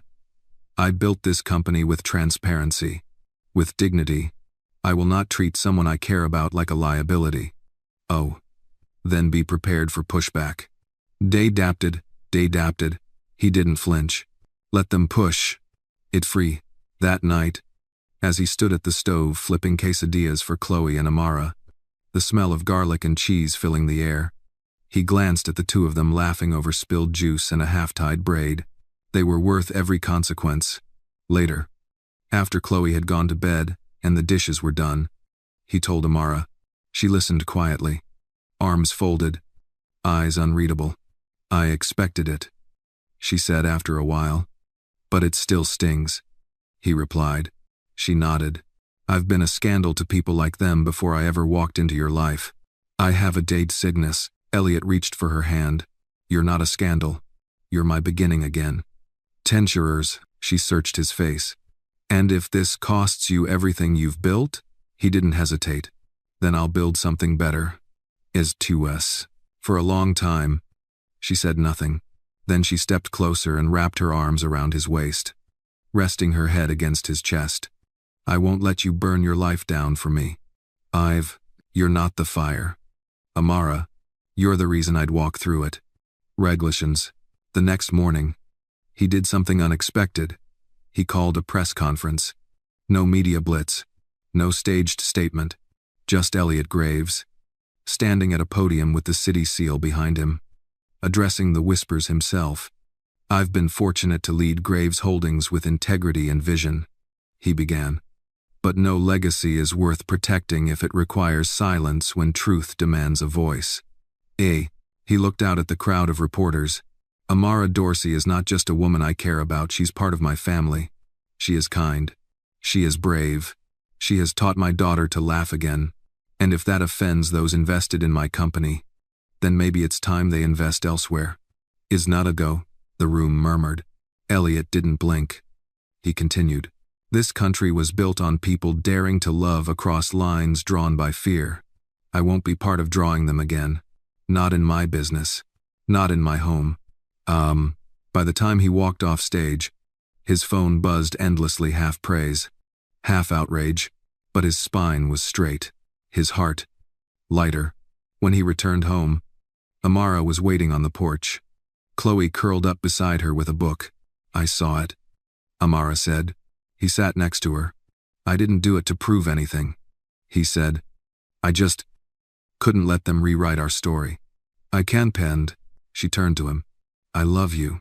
Jeezoned. The words hung there quiet. Simple. Solid. Elliot's eyes softened. "I love you too." "Well," from her lap. Chloe grinned. "Are you guys gonna get married or what?" They laughed. Amara leaned her head on Elliot's shoulder. "Let's just grow the garden first." 18. And in that moment, it was enough. Because love, real love, doesn't need to shout. It just needs to stay. The week after the press conference brought an unexpected calm. No board member called for Elliot's resignation. Stock prices held, and while some investors grumbled behind closed doors, others quietly voiced admiration. It seemed that Elliot's bold declaration of love had reminded people of something America often forgets. Dignity isn't found in conformity. It's found in courage. But not everyone was ready to let it go. One morning, as Elliot dropped Chloe off at school and kissed her goodbye, a black SUV pulled up outside the school gates. From the passenger seat stepped a man Elliot hadn't seen in over a decade. Nathan Caldwell. Tall, silver-haired, and dressed in a suit that probably cost more than some people's annual salaries. Former chairman of the Graves Board, old friend of Elliot's father, and, most importantly, the kind of man who believed legacies were best protected by silence. Elliot felt his stomach tighten. "Nathan," he greeted coolly. The man offered a thin smile. "I'd hoped we could speak." "Oe." Elliot glanced around. Parents shuffled past. Children laughing in the snow-covered yard. "This isn't the place." End quote. "Then make one." "Doesn't it?" They agreed to meet at a private lounge that evening. It was one of those members-only places with leather chairs, heavy drapes, and the ghost of cigars in the air. Nathan was already waiting when Elliot arrived. A glass of scotch untouched in front of him. "I've known you since you were in short pants," Nathan said, skipping pleasantries. "Watched you build Graves Holdings from nothing but a name." "He's Proco." Elliot nodded once. And now I'm watching you gamble it all for a woman who, no matter how lovely, will never be accepted in certain circles." Elliot's eyes narrowed. "Then maybe I need new circles." "It's series I," Nathan sighed. "You're not hearing me. This isn't just about you. This is about the legacy you're shaping for Chloe." "Where?" Elliot leaned forward, voice low. "Don't you dare use her to justify your bigotry." "I demsto. This is business." Elliot. "AD. No. This is fear talking. Yours. Not mine." When stewed, Nathan's face hardened. "The world hasn't changed as much as you think. It's not resented." Elliot stood slowly. "Then let me be the one to change it. One room at a time." He left without another word. That night, back at home, Amara noticed his silence. She was folding laundry in the guest room, now permanently hers. The closet held both her clothes and his button-downs. The nightstand had Chloe's drawings tucked into the drawers. She was no longer a guest here. She was woven into the walls. "Something happen?" she asked gently. Elliot told her everything about Nathan. About the warning. About the slow erosion of old friendships he once thought immovable. When he finished, Amara didn't offer comfort. She offered clarity. "You know, I've had people look at me like that my whole life," she said softly. "Like I didn't belong in the room. Like my skin came with a price tag. I hate that you've had to carry that. Once to carried it too." She folded a shirt slowly. "I hate that Chloe might one day feel it too." "It says." Elliot stepped closer. "Then we protect her. We show her a love that doesn't flinch when the world stares." "IDs." Amara looked up, tears brimming in her eyes. "And when it throws stones, we build with them." In another way. They stood in silence for a moment. Then Amara laughed softly, brushing away a tear. "You're starting to sound like me." Elliot smiled. "You've always been the better poet." Everyone. The next morning, Elliot made a decision. He returned to the same office building, same boardroom, same men in suits he used to defer to. He brought Chloe with him. She sat beside him at the polished mahogany table, feet swinging beneath her chair, holding a small stuffed bear in one hand. "I want you to meet someone," Elliot said to the room. "This is Chloe. She's not a shareholder. She's not a partner. But she is the reason every decision I make matters." He looked around. "You talk about legacy. This is mine, and I will not let anyone shame the family I'm building just because it looks different from yours. Take it." He turned to his daughter. "Do you want to say anything, sweetheart?" Chloe looked up, then simply said, "Amara makes the best pancakes and hugs. She makes our house feel like a home." "I did nine." Silence.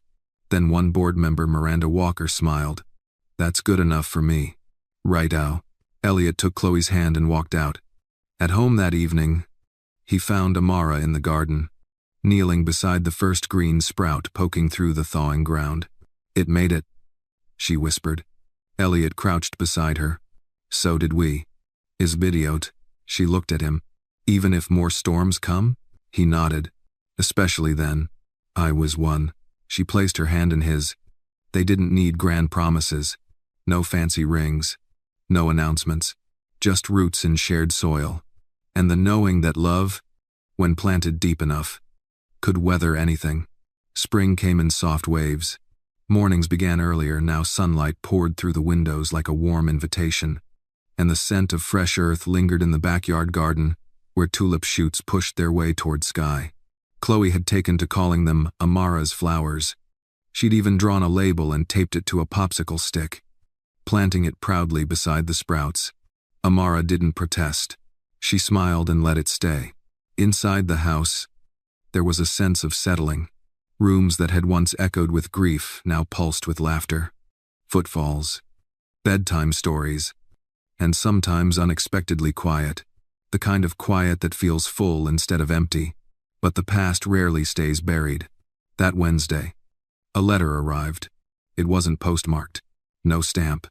Just a cream-colored envelope, slipped under the front door in the middle of the afternoon. The handwriting was sharp, elegant, and unmistakable. It was from Grace's mother, Vivian DeWitt. Elliot held it in his hands for nearly an hour before opening it. He sat at his study desk. The window behind him opened to the sound of wind in the trees. He unfolded the note carefully, as if it might crumble. "Elliot, I saw the press conference. And the photos. I've waited long enough. I'd like to meet her. Not to judge. Not to scold. To understand. Vivian." He read it twice, then a third time. Vivian was a woman of few words and sharper instincts. For years after Grace's passing, she'd stayed away grieving privately, mourning not just her daughter, but the version of Elliot she once believed in. This letter was a door creaking open. Later that night, after dinner, Elliot told Amara. Her reaction wasn't what he expected. "Okay," she said simply. "Okay?" he asked, surprised. "You're not nervous?" "Oh, I'm terrified," she replied, folding laundry with careful precision.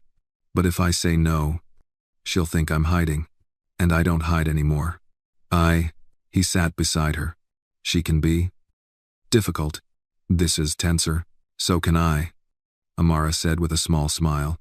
They arranged to meet for brunch on Sunday. A quiet cafe on the Upper West Side. Private booth. No press. No photographers. Just three people carrying pieces of the same woman in their memory, each shaped differently by grief and time. When Sunday came, Amara wore a soft navy dress and a beige trench coat. She left her curls loose, her makeup minimal. Chloe stayed with a friend for the morning. As they entered the cafe, Vivian was already seated. She was tall, regal in posture, with silver-white hair swept into a twist and pearls at her throat. A cane rested against the table, though she barely leaned on it. Her eyes, ice-gray and watchful, flicked up at their approach.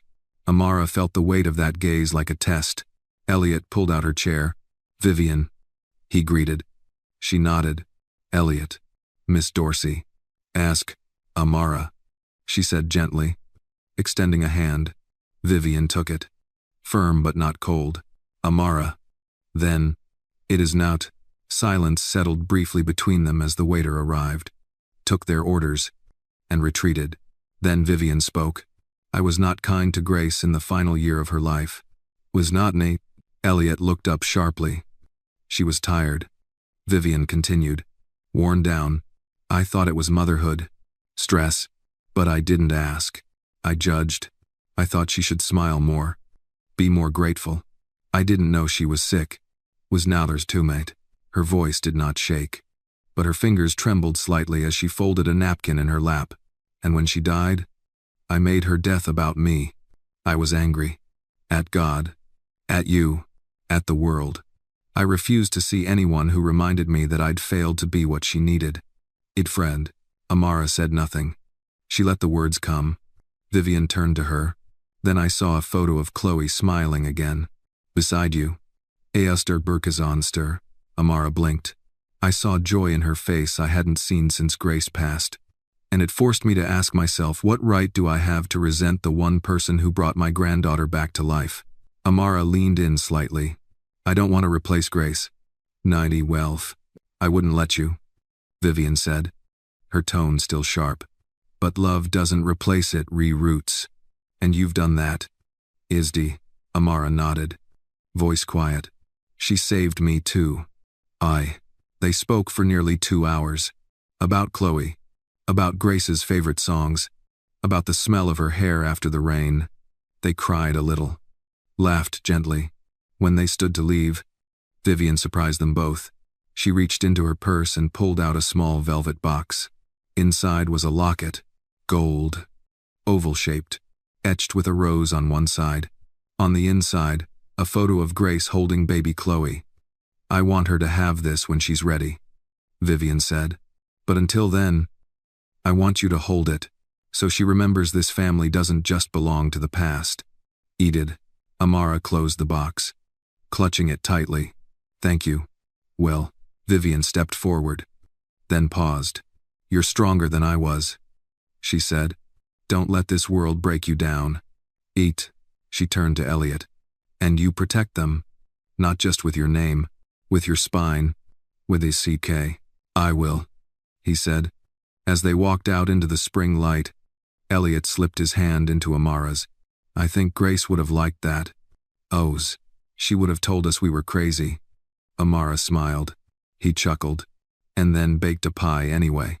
Well, that night, they showed the locket to Chloe. She held it like a treasure, whispering, "I wish Mommy Grace could see us now." "I do, Paned." Amara kissed her cheek. "I think she can." The garden was in full bloom. Tulips stood proud beside rows of basil, and tiny white flowers dotted the fence line like lace. Chloe had planted a row of sunflowers, her new obsession, and every morning she dashed out to see how tall they'd grown. One afternoon, Amara found herself kneeling in the dirt with her hands covered in soil, humming to herself as she worked the roots of a stubborn rose bush into softer ground. The sun warmed her neck. The air smelled of lavender and fresh grass. She didn't hear the knock at the door, but she heard Elliot's voice a moment later, tight, clipped. "Why are you here?" Amara stood slowly, wiping her hands on her jeans. She stepped around the garden bed and froze at the edge of the porch. A woman stood in the doorway, younger than Elliot, but not by much. Blonde, tall, polished, a kind of elegance that came from expensive upbringing, not effort. She wore sunglasses pushed to the top of her head and carried a monogrammed handbag in the crook of her arm. "Kendra," Elliot said again, this time louder. "You can't just show up here." "I freighted. I called." The woman replied. "You didn't answer. So I came." Amara stepped forward. Her breath caught somewhere between her ribs. Kendra turned and noticed her. "Oh," she said flatly. "So the rumors are true." Was. Elliot moved quickly, stepping between them. "This isn't the time," he said. "No?" Kendra crossed her arms. "Because the ink isn't even dry on the estate transfer. And now you're playing house with your maid?" Amara's spine straightened. Elliot's jaw tensed. You're not going to come into my home and insult someone who's given more love and grace to this family than half the people who showed up for the funeral. Oh, Kendra laughed, bitter and sharp. Is that what this is? You needed someone to fill the silence? Get to the point, he said, voice low. Kendra's expression hardened. You're trying to reopen Grace's clinic. In her name. Would Yusuf say? That's right. And Day. Well, I own 25% of that property. We have to so. Elliot frowned. Grace bought you out of the partnership years ago. However, technically, she did, Kendra said, pulling papers from her bag. But the land deed still has my name attached. Grace never filed the change. Probably forgot. But now it's mine again. Legally. I sees and jawed. Amara stepped forward. Why are you doing this? Kendra looked at her. Because I won't let some stranger rewrite the story of a woman she didn't even know. 18-7. I knew her daughter. Amara replied. I've dried her tears. Held her through nightmares. Loved her like my own. You think Grace wouldn't have wanted that? Kendra didn't answer. Elliot moved to stand beside Amara. So what now? Kendra straightened. Either you buy me out at triple market price, or I sell my portion to someone else. Away. You want money. Don't. I want control. She snapped. And I won't let you dress Grace's memory in borrowed robes. Aight. With that, she turned and walked away. They stood in the silence that followed. The sound of Chloe's laughter drifting faintly from her bedroom window. Later that evening, Amara sat on the porch, turning the locket over in her hand. The golden casing felt heavier now, not just with memory, but with risk. Elliot joined her, handing her a cup of tea. She's bluffing, he said. You sure? No, but I'll find out. Amara sighed. You could give her what she wants. Keep the peace. Enter. He looked at her. I've lived with peace that came from surrender. I'm done doing that. She nodded. Then we fight. He reached for her hand. She's not the last person who'll try to pull this apart, he said. Grace had a lot of ghosts. Well, I'm not afraid of ghosts, Amara whispered. It's the living I've learned to be careful with. I endeavored. That night, as Chloe slept and the wind rustled the garden leaves, Elliot called his lawyer. Then he called the city clerk. Then he pulled out the box of files Grace had left, old contracts, partnership forms, donation receipts. At 2 a.m., he found it. A handwritten amendment, signed by both Grace and Kendra, dated and witnessed, unfiled, but real. Amara leaned over his shoulder. What is it? Proof, he said, that she gave up her rights. She just never followed through. Okay, Amara's breath caught.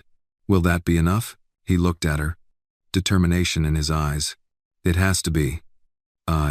The next morning, before Chloe woke, Elliot met Kendra in a downtown cafe. Neutral ground. He slid the paper across the table. I have no interest in suing you, he said, but I will. And I'll win. Ask. Kendra stared at the document. I'm giving you one chance, he continued.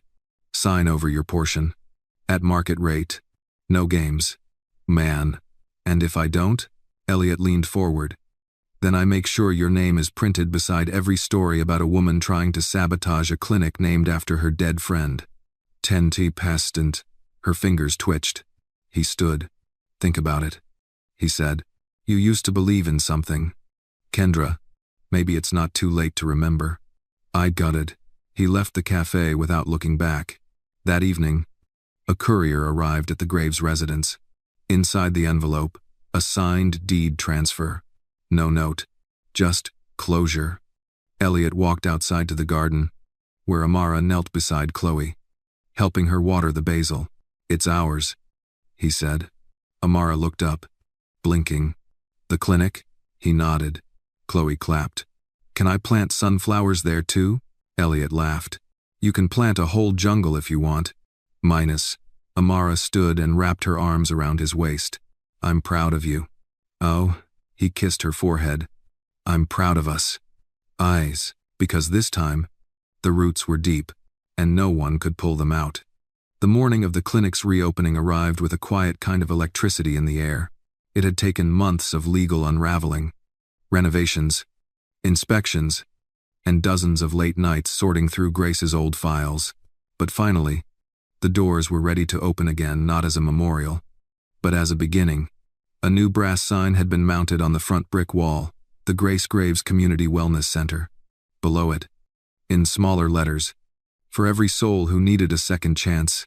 It was Amara's addition. The ceremony was small. By design, Elliot had insisted no press, no sponsors, just people, families, volunteers, the nurses and therapists who would serve the neighborhood, the children who would one day find safe space behind these doors, and Chloe, of course, standing proudly beside Amara in her new blue dress, clutching a giant pair of novelty scissors for the ribbon cutting. "Amara," Elliot said, adjusting his tie nervously as the clock neared 10. "You ready?" Amara smoothed the front of her dress and looked toward the clinic, blinking against the sun. "I've never been more ready for anything in my life." Well, as guests began arriving, the sound of laughter, warm greetings, and old friends reuniting filled the air. Among the crowd, Amara spotted Ms. Dolores, the elderly woman from her old block, now smiling with her cane and wrapped in a church hat that matched her shoes. Across the sidewalk, a mother with 3 kids held a plate of muffins and whispered, "That's her, the woman who saved that man's daughter. Is say Havara Ben today." Amara flushed, but smiled. She didn't need the praise. She just needed to know the right people had found their way here. Inside the clinic, the room smelled faintly of lemon and fresh paint. Walls were hung with local artwork. Every detail had been chosen with intention, from the hand-woven chairs in the waiting area to the sign on the front desk that read, "Come as you are." At 10:05, Elliot stepped forward with Chloe, Amara at his side. A hush fell over the small crowd. "Thank you for being here," Elliot began, voice steady, though emotions stirred beneath. "This building is more than brick and paint. It's a promise to care, to show up, to remember." When 5 out, he glanced toward Amara, his hand brushing hers briefly. "And none of this would be possible without the woman standing next to me. Amara Dorsey is the heart behind this new chapter. She is the reason I remembered what it means to serve. To lead with grace, pun fully intended. 2Y. Laughter rippled. Chloe beamed. Amara stepped forward. "I didn't know Grace Graves," she said softly, "but I know the life she left behind. I see it in Chloe's eyes, in Elliot's stubborn kindness, in this building that carries her name. It no do." She looked over the crowd. "This isn't a rescue mission. This is a neighborhood saying to its people, you matter. Your health matters. Your pain matters. And most importantly, your healing matters." Oh, there were quiet nods, even a few tears. Chloe stepped up, scissors in hand. "Can I cut it now?" she whispered. Amara smiled and nodded. "Go ahead, baby." Was now placed, with a dramatic snip. Chloe cut the red ribbon. The crowd erupted in applause. Elliot kissed the top of his daughter's head, then turned to Amara and kissed her in front of everyone, not showy, not grand, just full of quiet devotion. Inside, the first families began walking through the doors. Children tugged at their parents' hands, pointing at the colorful murals. Elderly couples marveled at the accessibility ramps. Nurses stood by in pale blue uniforms, ready to receive new patients with open hands and open hearts. Amara watched it all unfold, standing in the center of the lobby like a tree planted in firm soil. Vivian arrived an hour later. She wore a pale lavender coat and a brooch shaped like a dove. She didn't say much, just walked the halls slowly, occasionally brushing her hand along the wall. At one point, she stopped in front of a photograph of Grace hung in the center hallway, her smile wide, hair tied up, holding newborn Chloe. Vivian turned to Amara. "She would have loved this." I hope so," Amara replied. "She would have loved you, too." 01. They shared a long, understanding look. As afternoon fell, Amara slipped out to the back of the building, seeking a moment of air. Elliot found her there minutes later, holding a ribbon scrap in her fingers. "You okay?" he asked. She nodded. "Just thinking. Do, my friend." "About what?" "About how much it takes to believe we deserve good things." "To then," he stepped closer. "You do. We have companies really ones in the state." She looked at him. "So do you." Was knowing. A breeze stirred the trees, scattering new leaves across the pavement. "You know," she added, "for a long time, I thought survival was the best I could hope for. Is never. And now? Now, I want joy. I want roots. I want Sunday dinners and messy mornings and a garden that outlives us." "Why?" he smiled. "You've got all of that here." "Edie is haunted." She leaned into him, resting her head against his chest. "Then let's never stop earning it." "I major." That night, after the last guest had left and the sun had dipped behind the skyline, Amara sat in the garden with Chloe curled in her lap, both of them wrapped in a quilt. Elliot brought them hot cocoa and joined them under the stars. "I think Grace would have liked today," Chloe whispered sleepily. "I think she would have, too," Amara replied. Elliot wrapped an arm around them both. And in the quiet, in the garden they'd grown together. 3 hearts beat in time, not haunted by the past, but held by it. The house smelled like cinnamon and vanilla. A pie was cooling on the windowsill, Amara's peach and brown sugar creation. One Chloe insisted should always be made when it's a celebration day. And today, even with its quiet simplicity, felt exactly like that. It had been 6 months since the clinic opened. Since that red ribbon fluttered to the ground and a whole new chapter began. Since then, the community had embraced the space. Kids came in for after-school tutoring. Elderly neighbors got their prescriptions filled with dignity. And once a week, Amara hosted a women's circle in the small conference room, where laughter and tears flowed more freely than the tea. Elliot's business continued to thrive not because of silence or image control, but because he stood taller in truth than he ever had in fear. Some investors had walked, but better ones stepped in. People who understood that integrity wasn't weakness, it was the strongest currency there was.